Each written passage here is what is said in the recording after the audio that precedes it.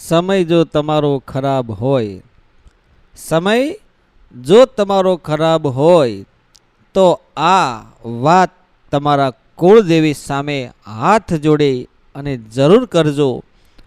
તો તમારા કુળદેવી તમારા દરેક સમય ખરાબ આવતો હશે તો એને રોકશે અને તમારા ખરાબ સમયમાં તમને સદબુદ્ધિ આપશે અને ખરાબ સમય તમારો પસાર થાય અને પછી સુખના દિવસો આવે તો માં કુળદેવીને તમે કોટી કોટી વંદન કરજો. એમની સેવા પૂજા ભક્તિભાવ ધર્મ બની શકે તો કરજો.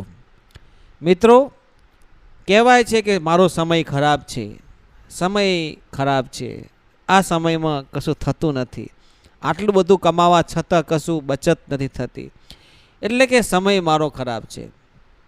પણ મિત્રો, જ્યાં સુધી હું માનું છું ત્યાં સુધી સમય ક્યારેય કોઈનો ખરાબ હોતો નથી. સમય ક્યારેય કોઈનો ખરાબ હોતો નથી. કેમ?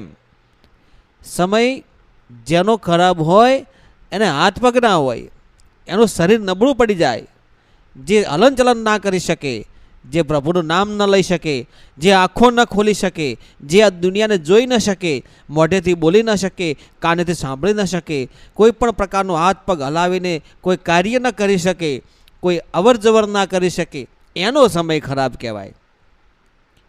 પણ જેનો સમય સારો હોય, જેનો સમય ખૂબ સારો ચાલતો હોય અને એને કહેવાય કે મારો સમય ખરાબ નથી, તો જેના હાથ પગ ચાલે છે, જે કામ ધંધો કરે છે, જેને વિચારવાની શક્તિ છે, જે જોઈ શકે છે, જે બોલી શકે છે, જે કોઈ પણ સાથે હાથ મિલાવીને કદમની કદમ સાથે સમયની સાથે નવા અપડેટ થઈને રોજ નવી નવી પ્રગતિ કરે છે, સમયની સાથે ચાલે છે, રોજ નવો ધંધો, નવો વેપાર, નવો બિઝનેસ, નવી નોકરી, રોજ નવીનતાવાળું કાર્ય કરે છે, તો એનો ક્યારેય સમય ખરાબ હોતો નથી.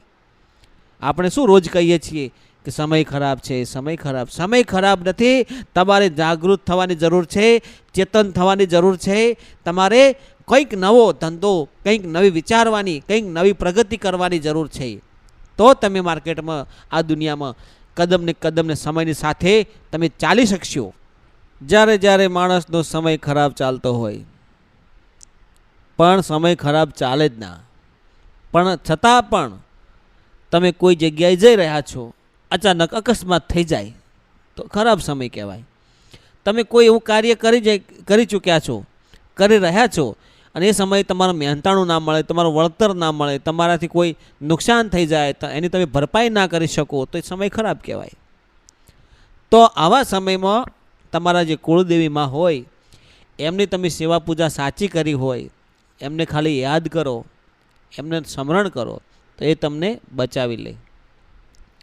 તો મિત્રો, આપણે આપણો સમય જ્યારે નબળો હોય ત્યારે આપણે દુનિયાને એવું નથી બતાવવાનું કે હું સાલું નબળો સમય છે તો દુનિયા તમારી ઠેકડી હસી ઉડાડશે. તૂટેલા મકાનની ઈંટો પણ લોકો લઈ જાય છે.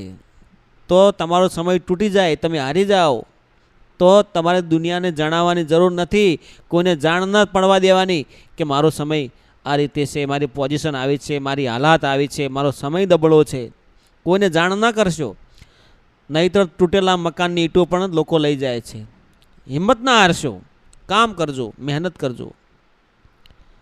જ્યારે હતાશ થાઓ, હેરાન પરેશાન થઈ જાઓ, તો માં ભગવતી, માં કુળદેવીને, રામને, ભગવાનને યાદ કરજો, તમે જેને માનતા હો એને. અને કોઈ પણ વ્યક્તિનો સમય ખરાબ આવે ને તો સાથે સાથે સુખનો સમય પણ આવે. જેટલો ખરાબ સમય એટલો સારો સમય પણ આવે જ. જેટલી અંધારી કાળી રાત એટલો દિવસ ઉગે ઉગે ઉગે ઉગે ને ઉગે જ. દરેકના બે પાસાઓ છે, બે પલ્લું છે. સુખ છે તો દુઃખ છે, અજવાળું છે તો અંધારું છે, રામ છે તો સીતા છે. મિત્રો, આવા સમયમાં ધૈર્ય રાખજો, ધીરજ રાખજો, ખમૈયા રાખજો, નમ્રતા રાખજો, તો તમે જે કાર્યમાં સફળતા પામવા માગો છો એ તમને મળશે. જ્યારે કુળદેવી સાથે હોય ત્યારે. તો આપણા કુળદેવી ક્યારે સાથે હોય? કે સાચી ભક્તિ કરી હોય, આપણા સારા સમયમાં કોઈને ખવડાવ્યું હોય, કોઈ સારું ધર્મ કર્યું હોય, કોઈને મદદ કરી હોય સારા સમયમાં, તો કુળદેવીમાં આપણા સાથે હોય. એમની નિત્ય પૂજાપાઠ કરી હોય, એમના નામની માળા કરી હોય, એમના નામથી કોઈને પક્ષીઓને દાણા નાખ્યા હોય, ગાયને ઘાસ ખવડાવી હોય, કોઈ સાધુ સંત જમાડ્યા હોય, કોઈ એમના નામના ગરબા ગીતો ગાયા હોય, એમના નામનું સ્મરણ નામ રટણ કર્યું હોય. અને કહેવાય છે કે જેવો ભાવ હોય એવી તમારી ભક્તિ હોય, અને જેવી તમારી ભક્તિ હોય એવી તમને મળે શક્તિ. તો તમારા શરીરમાં જો શક્તિ હોય, એનર્જી હોય, સકારાત્મકતા હોય, તો તમે જીવનમાં 100% સારું વિચારી શકો.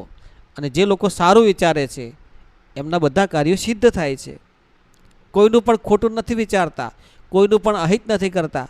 એ લોકો 100% જીવનમાં આગળ જ જાય છે. એટલા માટે જે કરો એ કુળદેવીને આગળ રાખીને કરો.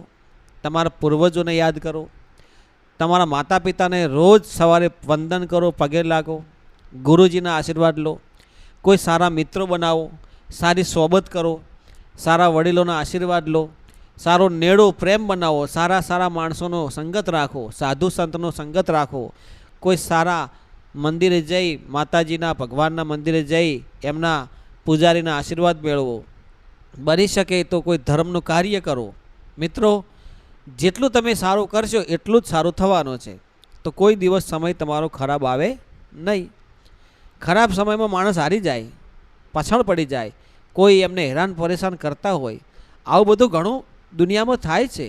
પણ તમારી જે અંદરનો જે ભેદ છે, તમારા અંદરનું જે રાજ છે, તમે જાણો છો પણ બીજાને જણાવતા નહીં. ગમે તેટલું તમારું પ્રિય વ્યક્તિ કેમ ના હોય, કે પોતાની પત્ની કે પોતાનો ભાઈ પણ કેમ ના હોય, પણ તમારું જે રહસ્ય છે એ તમે કોઈને જણાવતા નહીં.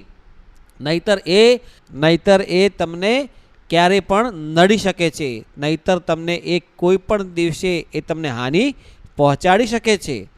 તો તમારું રહસ્ય કોઈને જણાવવું નહીં. સારો એવો ધંધો ચાલતો હોય તો કઈ રીતે ચાલે છે તો પણ ન જણાવવું. તમારામાં કયું રહસ્ય છે, તમે કઈ રીતે પ્રગતિ કરી છે, તમે કઈ રીતે કુળદેવીની અસીમ કૃપા પ્રાપ્ત કરી છે, ગુરુદેવના આશીર્વાદ મેળવ્યા છે, તમે કઈ રીતે આ બધું પ્રાપ્ત કર્યું છે, તો ક્યારેય કોઈને જણાવવું નહીં. 100% તમને સફળતા મળશે. અને જો તમારો ભેદ કોઈ જાણી જાય તો તમને બહુ મોટું નુકસાન કરે છે. એટલા માટે આ દુનિયામાં જો તમારું કોઈ ભલું ઈચ્છે, તમારું કોઈ સારું ઈચ્છે, તો પહેલાં છે મા બાપ અને બીજા છે ગુરુદેવ. બાકી ત્રીજો વ્યક્તિ આ દુનિયામાં કોઈ જન્મ્યો નથી કે જન્મશે નહીં કે તમારું કોઈ ભલું અને સારું અને હિતેચ્છુ હશે. તો મા બાપ જ છે કે આપણા દીકરાને સવાયો જોવા માગે. એક ગુરુજી એવા હોય કે એના શિષ્યને સવાયો જોવા માગે. બાકી દુનિયામાં તમને બધું તમને શીખવાડી દેશે.